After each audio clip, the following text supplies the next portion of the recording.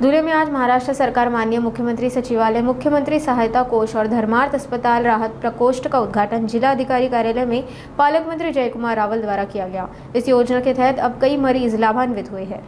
इस कड़ी में धुले जिले में भी मुख्यमंत्री सहायता कोष की स्थापना की गई। जिले के पालक मंत्री और राज्य के विपणन मंत्री जयकुमार रावल ने विश्वास व्यक्त किया कि मुख्यमंत्री सहायता निधि से धुले जिले के गरीब मरीजों को मदद मिलेगी। रावल ने धुले जिले के आर्थिक रूप से जरूरतमंद मरीजों से चिकित्सा वित्तीय सहायता के लिए इसका लाभ उठाने की अपील की है। आज धुळे जिल्ह्यातील मुख्यमंत्री आरोग्य कक्षाचं लोकार्पण उद्घाटन सोहळा हा जिल्हा प्रशासनाच्या माध्यमातून कलेक्टर ऑफिसमध्ये एक स्वतंत्र कार्यालय हे आपल्या या योजनेसाठी आपण दिली। राज्याचे यशस्वी मुख्यमंत्री श्री देवेंद्र फडणवीस साहेब यांची एक अभिनव कल्पना आहे आणि या माध्यमातून सामान्य माणसाला, ग्रामीण भागातल्या गरीब माणसाला सुद्धा आरोग्याची व्यवस्था आपल्याला मिळाली पाहिजे। याच्यामध्ये kidney transplant, heart transplant, liver transplant, अजून आपल्याकडे हिप रिप्लेसमेंट असे मोठमोठे विषय, कॅन्सर असेल, हे जे सामान्य माणसाच्या आवाक्याच्या बाहेर होते की जर एखादा असा रोग आला तर सामान्य माणूस याला कसा त्याचा उपचार करू शकेल, कुठे करू शकेल, काय निधी मिळू शकेल, ही एक जी समस्या मनामध्ये अडचण होती।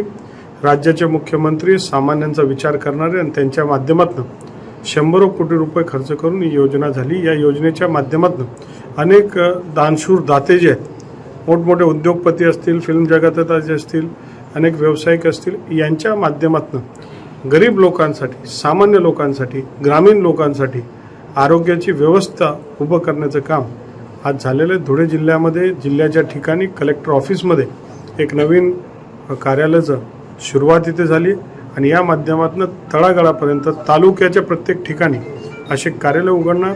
सामान्य माणसं त्या तालुक्याच्या ठिकाणी गेल्यानंतर मग पुणे असेल, नाशिक असेल किंवा मुंबई असेल, तिथे सगळ्या प्रकारची रुग्णांची व्यवस्था, हॉस्पिटलमध्ये बेड बुकिंग असो, ऑपरेशन असो, हे सारं कम्प्युटरच्या माध्यमातून ऑनलाईन होऊन सारी व्यवस्था तिथे करण्यात येईल आणि मग अत्यंत चांगलं काम आहे। मी राज्याचे मुख्यमंत्री यांचं मी मनापासून आभार व्यक्त करतो की त्यांनी धुळे जिल्ह्याला सुद्धा ही योजना सुरू केली आणि या माध्यमातून सामान्य माणसाला आरोग्याची सेवा मिळेल अशी मी अपेक्षा व्यक्त करतो।